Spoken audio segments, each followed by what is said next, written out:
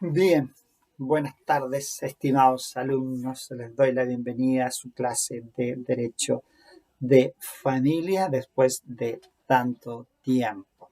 ¿Mm? Ha costado un poco nuestras clases. El horario de familia, aunque ustedes no lo crean, para mí es el horario más complejo.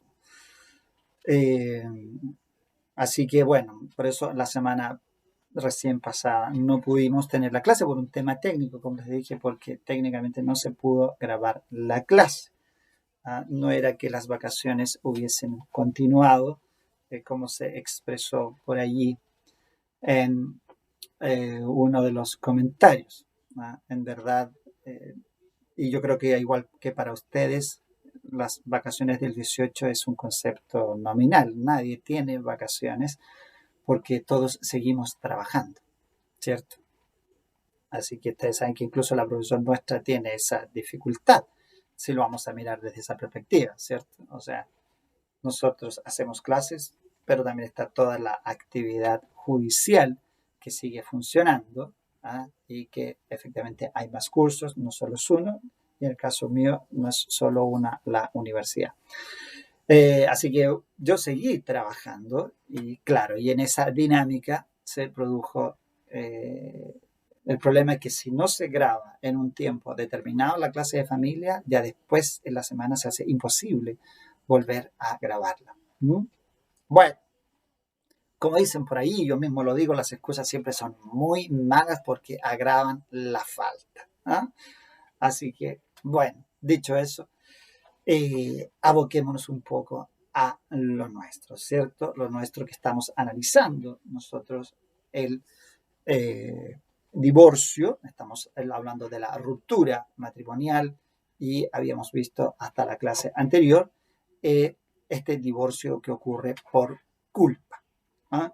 Y que es del artículo 54 y que en términos jurisprudenciales se puede dar obviamente por muchas circunstancias, una de las cuales más profundas es la violencia intrafamiliar. ¿No?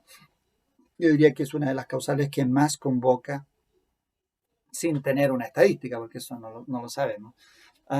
Pero en el incumplimiento de deberes es donde más se aprecia precisamente esta causal de divorcio. Ahora vamos a la otra, que la otra sí, obviamente, incluso después de que se produjo la entrada en vigencia de la ley de matrimonio civil, se produjo un aumento explosivo al comienzo de muchos divorcios. ¿Por qué? Porque la causal de cese de convivencia venía a regularizar situaciones de muchos años. Personas que efectivamente ya incluso no vivían juntas hace muchos años, muchos habían incluso reiniciado sus vidas, estaban con nuevas parejas, sin embargo, seguían unidas por un matrimonio que en los hechos ya no tenía vigencia, pero que en el derecho, por supuesto que era un matrimonio válido y por lo tanto las personas no podían volver a contraer matrimonio. Entonces ese antecedente obviamente estaba en el pensamiento y en la reflexión de la academia porque se iba a producir un aumento muy explosivo al comienzo de los divorcios. Y así fue. ¿Por qué?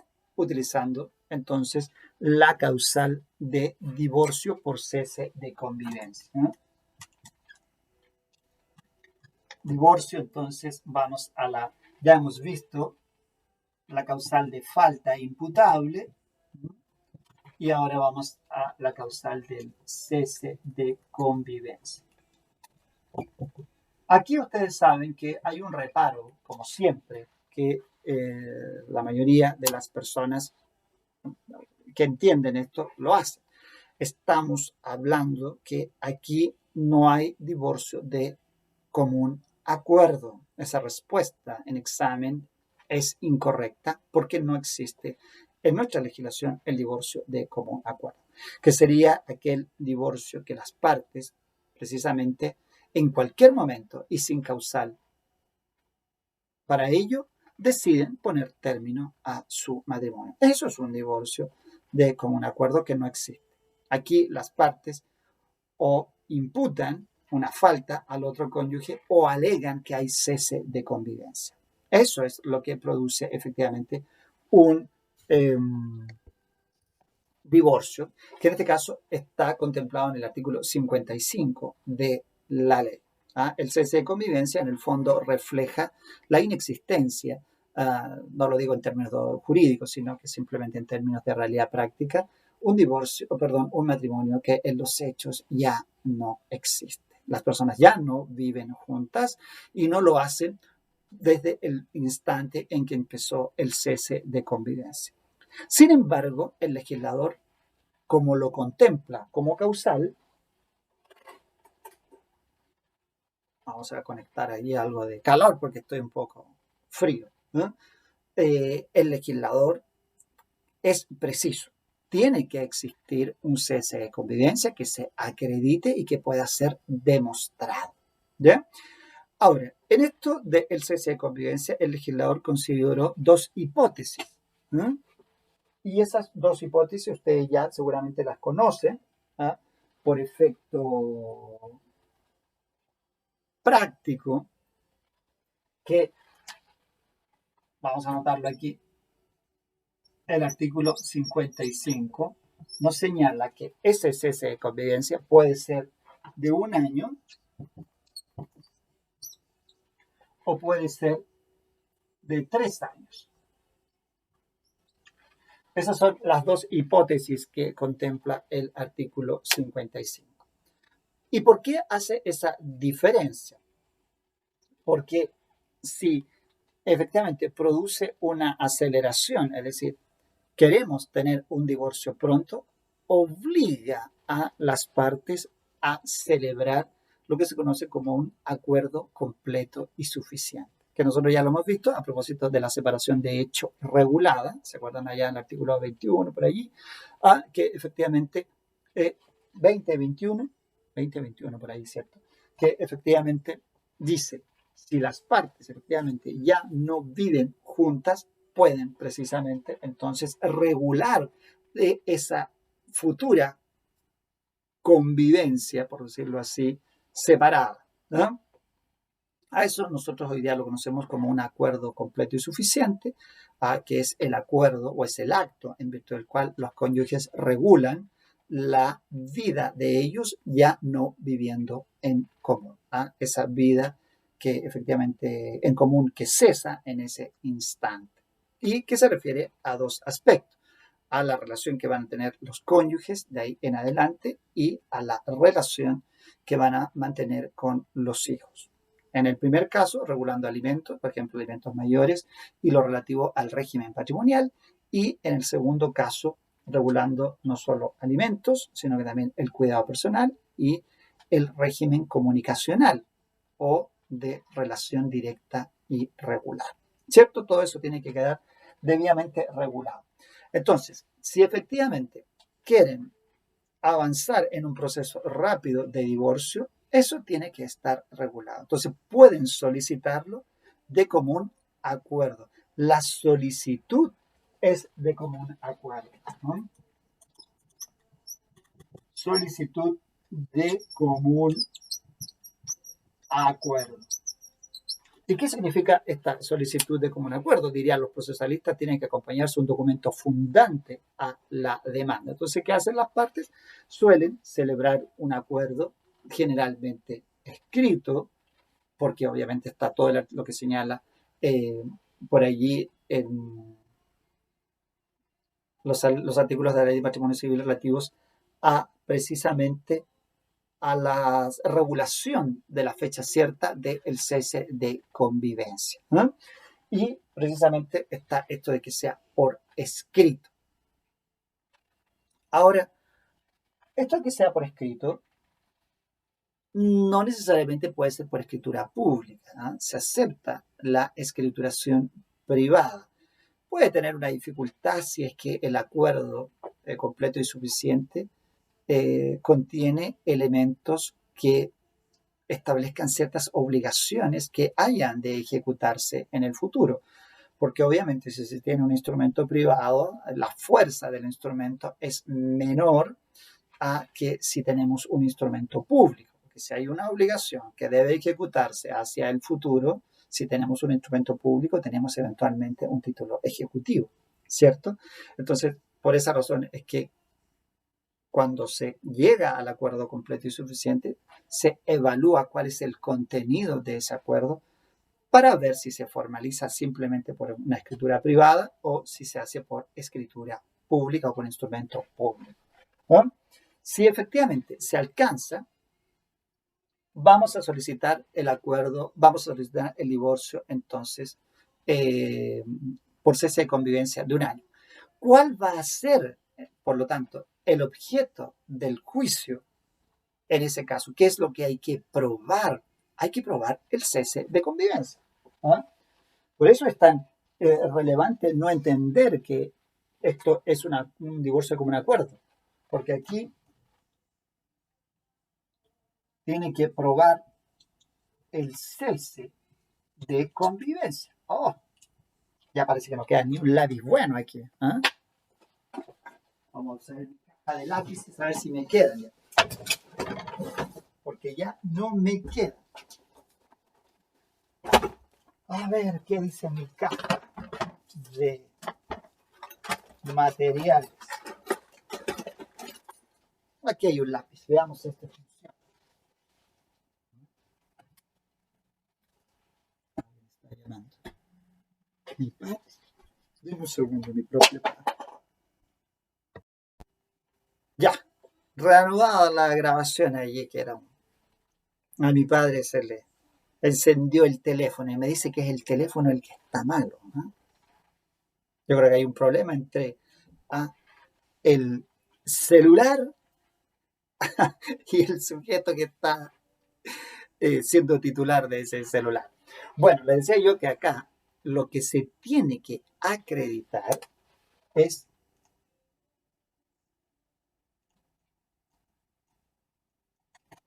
el cese de convivencia, ¿ah? No podemos, en el fondo, prosperar en este divorcio por mucho que haya acuerdo en la solicitud si no se acredita el cese de convivencia. Para el cese de convivencia, la ley de matrimonio civil tiene reglas transitorias que regulan este punto y que cuando entró en vigencia, estamos hablando de más o menos octubre del 2004, cuando entró en vigencia ya, se estableció que los matrimonios celebrados con anterioridad podían probar el cese de convivencia por cualquiera de los medios que establecía el Código Civil como medios probatorios, pero que para los matrimonios posteriores al 2004 tenían que fundarse en alguna de estos elementos probatorios de los artículos 22, 23, que se refieren a esta materia, ¿no? Vamos entonces. Oiga, mi código ya está bastante a maltraer. ¿Qué quiere que les diga?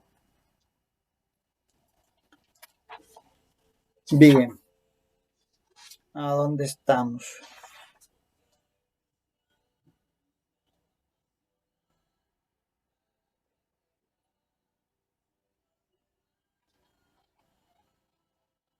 ...21... Aquí está ya, estábamos en la separación, pero estamos en el artículo 22. El que acuerdo que conste por escrito. Y ahí dan varias alternativas. Escritura pública, acta extendida, protocolizada ante notario, acta extendida ante un oficial de registro civil, transacción aprobada judicialmente. Y después recuerden que está ahí el artículo 22, 23 y 25 que se refieren al punto y que debemos demostrar en el juicio de divorcio que ese cese se produjo en algún minuto. ¿Cuándo? Cuando firmamos el acuerdo, cuando se notificó un juicio relativo a alimentos o cuando una de las partes ha notificado a la otra del cese unilateral. Pero no, aquí estamos en el tema de la solicitud de común acuerdo. Pero si efectivamente una de las partes ya también había cumplido con el trámite de notificar el cese de convivencia a la otra, bueno, ya tenemos prueba de acuerdo con el sistema de la ley de matrimonio civil post 2004 que permite acreditar ese cese de convivencia. Pero ahora, no es suficiente que se acredite el cese de convivencia. En el juicio de divorcio hay que además acreditar que no ha existido reanudación de la vida en común. Este es un punto que es relevante porque el cese de la convivencia termina cuando hay reanudación. Y aquí el gran problema, es un problema complejo, que a veces los cónyuges alegan que tienen cese de convivencia y luego aparece un hijo. Entonces el juez dice, bueno, ustedes me están alegando que tienen cese de convivencia y resulta que de acuerdo a la fecha de nacimiento o fecha de concepción, dependiendo cuál sea el punto que se discuta allí, hay un hijo de ustedes. Entonces, ¿cómo me dicen que hay cese de convivencia si hay un hijo al medio? No tengo que expresar, obviamente, que la reanudación, en ese caso, se pierde, la reanudación en el fondo lo que provoca es hacer perder el tiempo del cese de convivencia. Esta es una cuestión de hecho. Se suele acreditar documentalmente que existe cese de convivencia porque las personas ya no viven en el mismo domicilio. Pero la reanudación, en este caso la no reanudación de la vida en común, generalmente se puede probar o se acredita por testigos, porque es una situación de hecho diferente al lugar de domicilio. Yo puedo acreditar que efectivamente tengo domicilio en otra parte, pero eso no impide que a lo mejor haya existido renovación de la vida en común. Entonces, ¿qué se suele hacer? Se suele recurrir a la prueba testimonial para que a virtud de ella se demuestre que en este periodo, en este caso de un año, no ha existido reanudación de la vida en común porque efectivamente los testigos no han visto nunca más a regresar a esta persona, ¿no? O porque finalmente se fue a otra ciudad, porque, en fin, son pruebas que acreditan ese cese de convivencia. Si se acompaña entonces el acuerdo completo suficiente, si se acredita que ha existido cese de convivencia por más de un año, en los casos de los matrimonios 2004 en adelante, por algunos de estos medios que señalan los artículos 22 y siguientes, y si hay prueba de que no hay reanudación de la vida en común, pues se concede el divorcio. Esa es la primera hipótesis del artículo 55. La segunda hipótesis es la de los 3 años. Aquí cualquiera de las dos partes, ¿dónde dejé el lápiz? Mira que lo perdí de nuevo.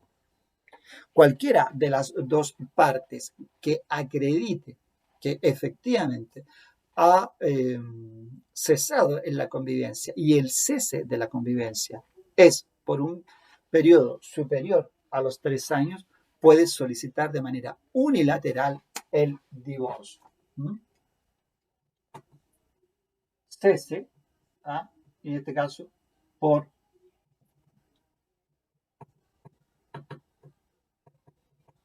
solicitud unilateral. Este lenguaje de solicitud es un poco extraño.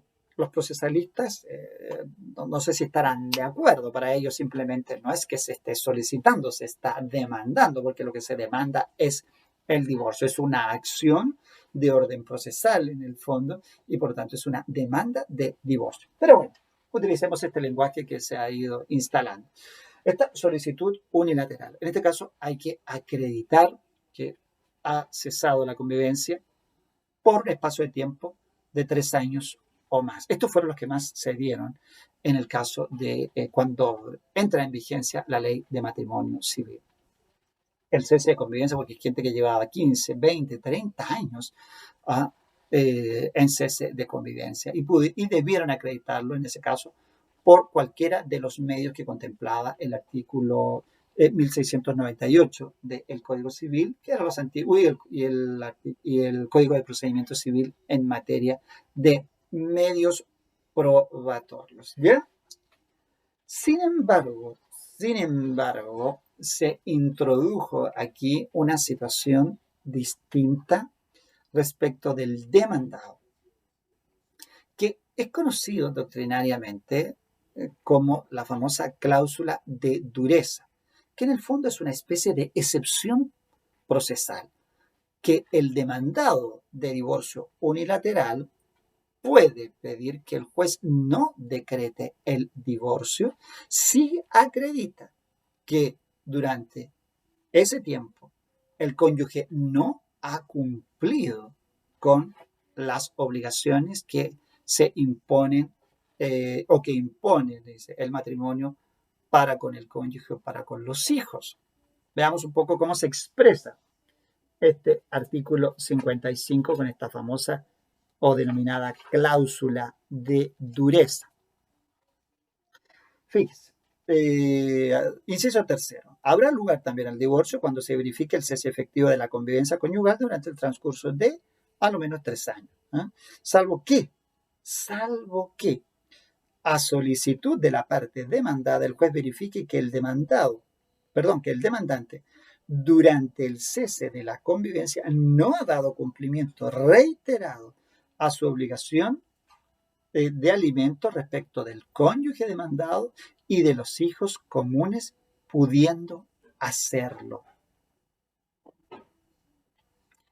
Eso es la cláusula de dureza. Por ejemplo, en su calidad de padre nunca dio cumplimiento a el pago de los alimentos. Entonces el juez en ese caso no va a dar lugar a el divorcio porque no se ha cumplido con esto. Ahora, viene una especie como de contraexcepción o defensa para el demandante, que es la expresión pudiendo hacerlo, de manera que si frente a la contestación de la parte demandada que dice, ¿sabe qué? No cumplió con las pensiones de alimentos, pero el demandante prueba que no pudo cumplir. ¿Por qué? Por ejemplo, a mí me tocó este caso. Él había quebrado, lo habían estafado, había perdido el trabajo y durante mucho tiempo no pudo recuperarse, no pudo rearmarse, entonces no dio cumplimiento al pago de las obligaciones alimenticias. Sin embargo, esta posibilidad de defensa que tiene el demandante es no muy fuerte, porque de por medio, por ejemplo, en el caso del incumplimiento de los pagos de pensiones de alimentos, están los niños. Entonces, es muy difícil que un juez excuse a alguien de no cumplir o de dar lugar al divorcio a pesar de no haber cumplido con la pensión de alimentos, alegando esta figura. Se puede dar, el legislador la permite, pero de allí a construir una prueba que demuestre impedimento de carácter absoluto para poder haber cumplido con las pensiones de alimentos, es una prueba difícil. Eso es lo que podríamos decir, es una prueba difícil. Bien, bueno, pero si efectivamente no está esta oposición, entonces el juez declarará al lugar al divorcio, acreditado que sea el cese de convivencia por más de 3 años. Bien, bueno, ahora, en este punto, dice el mismo artículo para cerrar.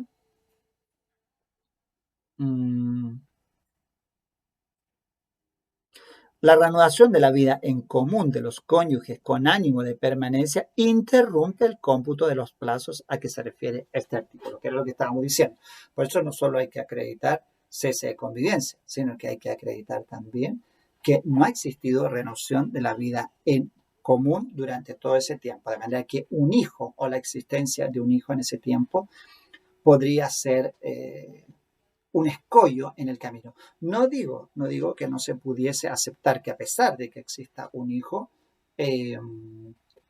no haya mantenido el cese de la convivencia, porque el legislador también es bastante claro. Dice, con ánimo de permanencia. Esto estamos hablando, obviamente, del plano de la intimidad de las personas cuando se habla de, o cuando se acredita que hay un hijo de por medio, sobre todo cuando, por ejemplo, uno de los cónyuges no quiere el divorcio. Es probable que alegue como contestación de la demanda que el cese de convivencia de 3 años no existe, porque si hay un hijo es porque en verdad en algún minuto existió renovación de la vida en común.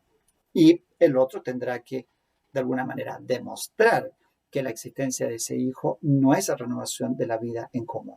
El problema es qué es. Bueno, son cosas que también exige la madurez de los cónyuges frente a una situación de ruptura que esto es algo tremendamente complejo. Yo en estos días conversaba precisamente con una persona que está precisamente en este proceso. Entonces uno se pregunta, bueno, estuviste una vez, después regresaste, volviste, regresaste. Entonces, para el abogado construir un juicio de cese de convivencia cuando han existido estas intermitencias es complejo. Y ahí también es una forma de evaluar si el caso se puede llevar adelante o no, porque hay algo que en este sentido, al menos yo en lo personal, pienso que uno no tiene que fabricar las pruebas del juicio de su cliente. O el cliente tiene las pruebas o no hay un caso. ¿No? Tengan cuidado con eso, porque aquí muchos abogados y abogadas a veces tienden a construir la prueba que no existe. Como en el fondo probar que esta persona en verdad lleva mucho tiempo viviendo en otra parte cuando eso no es así en la realidad. Eso en el fondo el fraude procesal. Bueno, yo insto a no involucrarse en eso. El cliente, si tiene el tiempo, no hay ningún problema. Distinto es que usted busque el mecanismo para acreditarlo, pero no para fabricar un hecho que no existe, por ejemplo, cuando no hay cese de convivencia.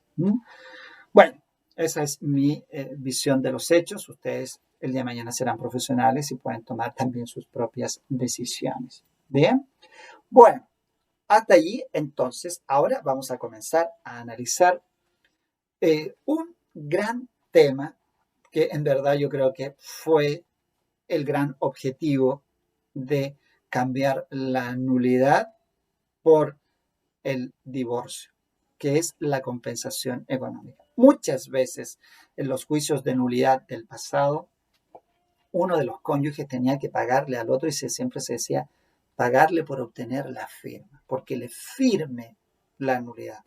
Era una forma de dar a entender que la nulidad se negociaba. Pues eso terminó cuando efectivamente entra la ley de matrimonio, la nueva ley de matrimonio civil en vigencia. Pero no quedamos exentos de la negociación, porque introdujo una institución nueva que se denomina compensación económica. Ya existen otras legislaciones a la compensación económica y es la forma, se ha entendido, después lo vamos a ver en el siguiente video, a la forma de resarcir el perjuicio en el fondo que le causa a los cónyuges, no solo la ruptura, sino la vida en común. Esto es, por eso es, cuando se analiza la naturaleza de la compensación económica, se llega a este conflicto en el que uno dice, ¿qué es? ¿Es realmente la compensación económica una indemnización? ¿Es una pensión de alimentos? ¿Es una figura sui generis en el fondo? ¿O es un restablecimiento del equilibrio que de alguna manera se alteró con el matrimonio y durante el matrimonio? Eso es importante porque obviamente la compensación económica, si efectivamente se mira en este último caso como una institución destinada a restablecer el equilibrio de los cónyuges, que la existencia del matrimonio puede haber alterado, es llamativo desde esa perspectiva que en el fondo lo que hay es evitar un enriquecimiento, por ejemplo, indebido de una de las partes, pero también es llevar al matrimonio a un elemento perjudicial. El hecho de haberme casado contigo y de haber criado hijos me perjudicó. Entonces, por eso es tan difícil de alguna manera definirlo. ¿Bien? Bueno, quedamos hasta aquí en este primer video porque con este video cerramos entonces este tema de las causales de divorcio y en el siguiente vamos a analizar la compensación económica. Bien, nos vemos en el siguiente video.